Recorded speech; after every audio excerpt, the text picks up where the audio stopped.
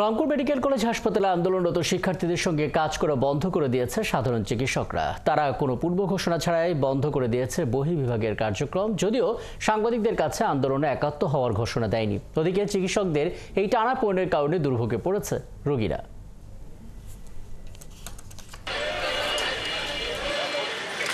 উত্তরাঞ্চলের ৮ জেলার ৫৮ উপজেলার চিকিৎসা সেবায় গণমানুষের প্রধান ভরসা রংপুর মেডিকেল কলেজ হাসপাতাল।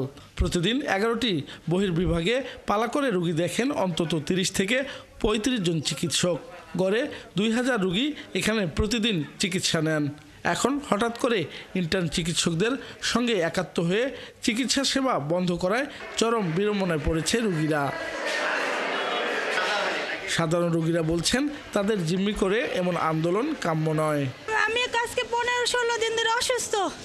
আমি আজকে রোজা রাখতে পারিনি এই অসুস্থ কারণে। আমি কত দূরে থেকে আসছি ডাক্তার দেখানোর জন্য।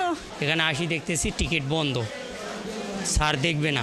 দুর্ভোগ হচ্ছে এই বিষয়ে তো আমরা কিছু বলবো না, কারণ অফিস থেকে আসি বলে গেছে টিকিট বন্ধ রাখেন, আমরা টিকিট বন্ধ রাখছি। রোগী এবং রোগীর স্বজনেরা আরও জানান, ইন্টার্ন চিকিৎসকরা যে আন্দোলন করছে তা যৌক্তিক হলে সরকারের বিবেচনা করা উচিত, কিন্তু দাবি আদায় নিয়ে গোটা চিকিৎসা ব্যবস্থাকে জিম্মি করা সঠিক নয়। তাদের প্রতি সরকারের কঠোর হওয়া দরকার। মেয়ে আমার ব্যাকা হচ্ছে, তো তাই ডাক্তারের কাছে যাচ্ছি, আসিয়ে তো কাউন্টার বন্ধ।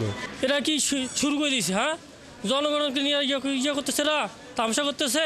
হাসপাতাল কর্তৃপক্ষ স্বীকার করছে হঠাৎ এই আন্দোলনের কারণে রোগীদের জনদুর্ভোগ চরমে এবং সেই সাথে জনরোষও বৃদ্ধি পাচ্ছে। আর আন্তঃকেডার বৈষম্য নিয়ে চিকিৎসকরা, যে হেলথ কেডারের চিকিৎসকরা, এনারা ইয়ে করতেছে আজকে। তো ওনাদের দাবি দেওয়ার ব্যাপারে সরকারের কাছে ওনাদের যে দাবি দেওয়া আছে তার জন্য আজকে একটা পূর্ণ কর্মবিরতি। তবে ইন্টার্ন চিকিৎসকদের টানা ধর্মঘটে চিকিৎসকরাও যে সংহতি জানিয়েছেন তা মুখে কেউ স্বীকার করছেন না। তবে একরকম বন্ধ চিকিৎসা সেবা।